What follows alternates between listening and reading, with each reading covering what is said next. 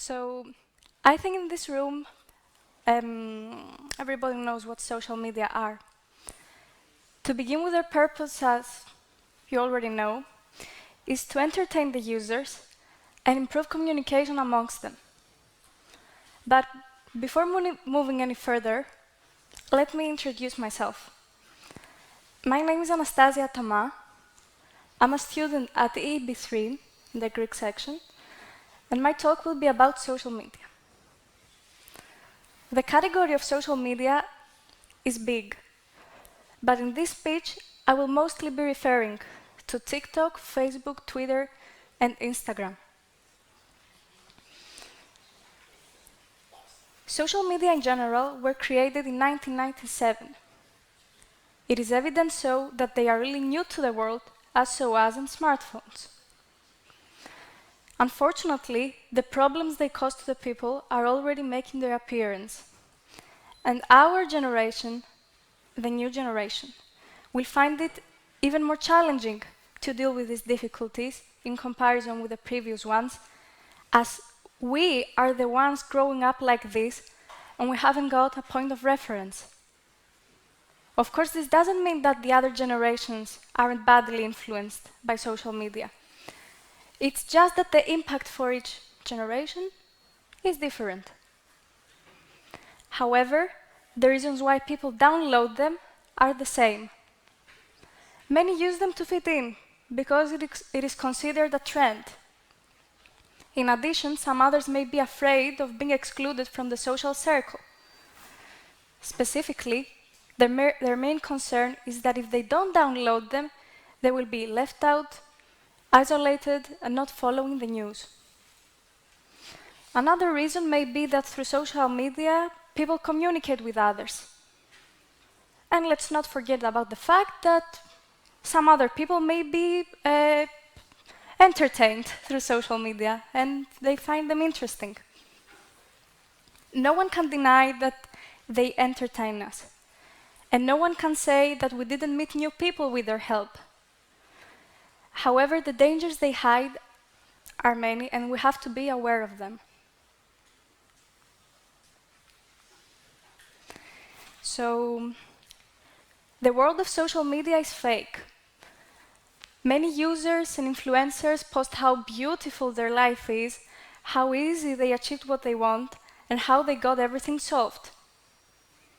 That picture that they try to show to people couldn't be more distorted. However, many of us get deceived and we start comparing ourselves to the highlights of other people, or even better, the fake highlights of other people. As a consequence, our self-esteem is lowered and we lose our self-confidence. Through social media, people also try to advertise themselves and get the attention they want from others. Those type of people want to be admired and wanted. Little do they realize that after every post they upload, they will be left emptier and sadder than before they have posted it. They may have a temporary happiness because of the likes and the comments, but this won't last. And so, they will want to post again and again and again until they fulfill their need for attention and admiration. Nevertheless, this need will never be fulfilled by posting on social media. Not being aware of it, they will continue this vicious cycle, unfortunately. Social media are created that way so that they can exploit the weaknesses of people and make them depend on them every time.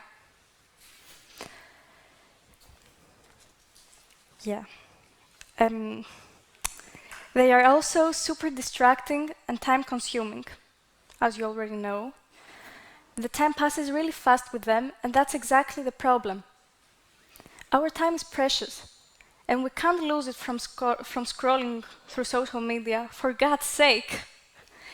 We have a life to live, and we need to be present.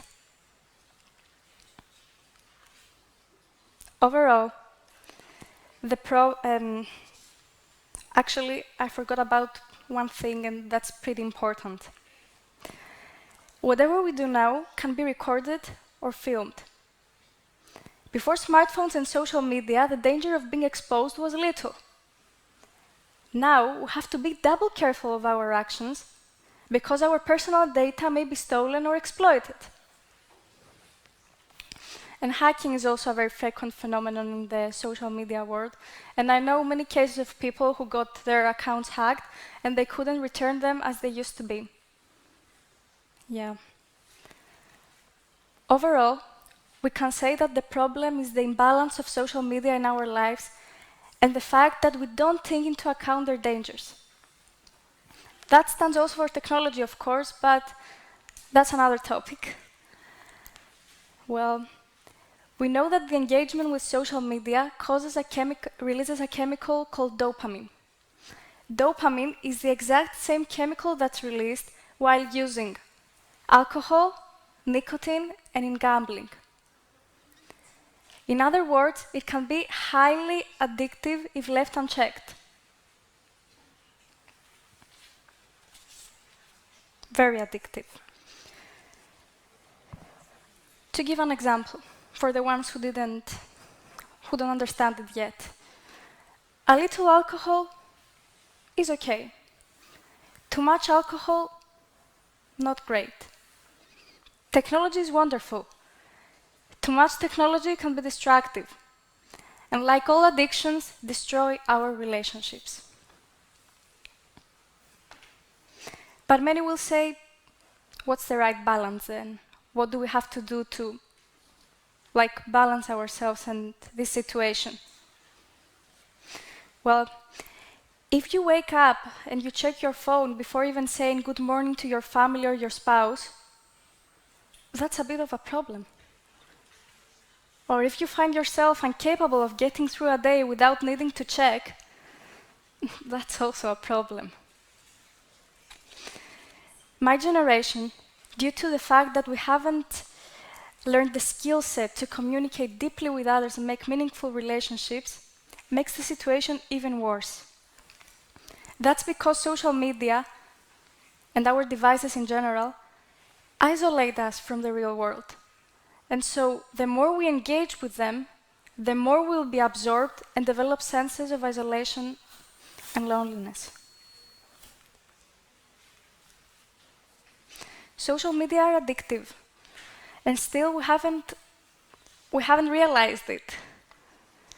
Even adults' brains aren't mature enough to handle those addictive chemicals, let alone the children and us. For teenagers, it is even more difficult because social media offer the temporary relief which is necessary in adolescence. We, the teenagers, pass through a period of great stress. That means that we are more vulnerable, right? In other words, easy goals/victims for the social networking companies. We are easy targets. So, our generation is growing up addicted. Not all from our generation, but many of us are growing up addicted with senses of isolation and loneliness. And yet we are not reacting. We are already seeing the results. We are seeing increased suicide rates. We are seeing increased accidental deaths due to overdose, increased violence.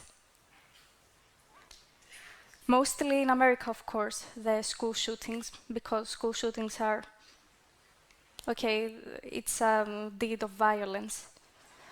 And many students request leaves of absence due to depression.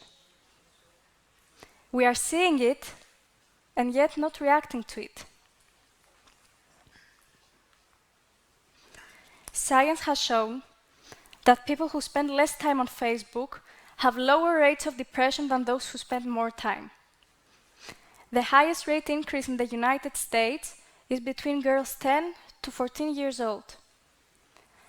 The numbers of suicides in girls 10 to 14 years old has tripled in the past 15 years, tripled. And according to the researchers, girls engage in social media 40% more than boys. I have done a project in one of my classes, a questionnaire specifically, which focused on smartphones and social media. And the candidates were between 14 to 16 years old, from this school.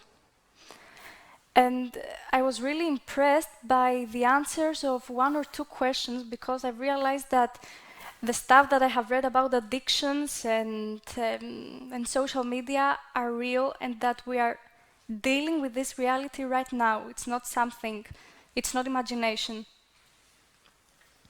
So one of the questions were, how many hours do you spend daily in your phone?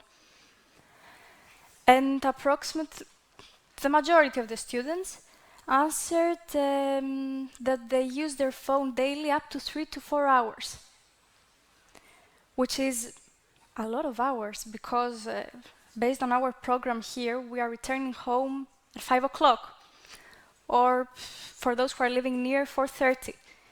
If we spend up to 3 to 4 hours daily, that means that our entire evening is wasted, or half of the night is wasted, uselessly, without doing something productive, something from ourselves, to make ourselves happy.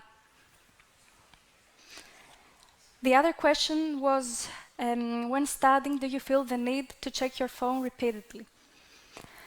And approximately the 63% of the students answered yes. Yeah. Not a big surprise. But to be honest, I'm also amongst this 63%.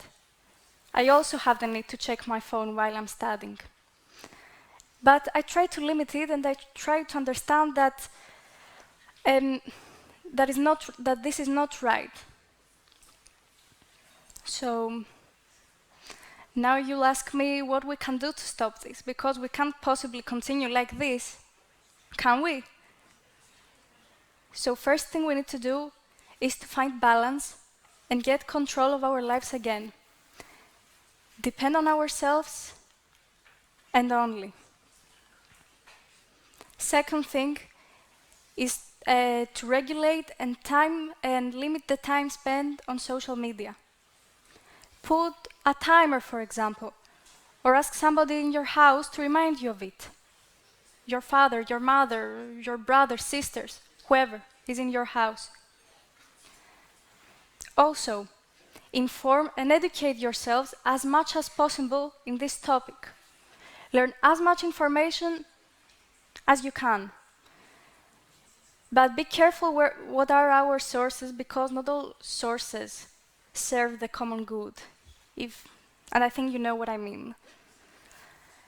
And finally, and most importantly, understand that the world of social media is fake,